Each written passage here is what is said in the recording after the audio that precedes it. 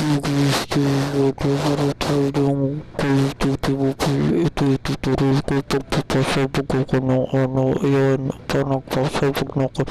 Tapos, ayan, babamba ko na lang to. Tapos, pag bumama, patapos mo ng bomba. Hindi, syempre, patay mo yung kalaban. Ganun talaga maglaro ng Call of Duty. Tanga ko pala eh. So, ito yung step by step tutorial. Ayan. Okay, na-aksidente ko, nasaksak yung kalaban. So, ito yung Tagalog version ng video kanina. So, yan nga lang.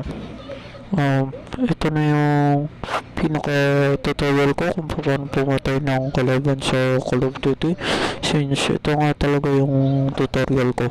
So, ito na nga, naglalakad na nga ako. Tapos, yan, babato ako ng Molotov para masunog yung kalaban. Kasi syempre, ano gagawin mo sa Molotov, lalaklakin mo, diba? Pero syempre, babato mo na lang muna. Tapos yan, nasuntok ako ni Manny Pacquiao.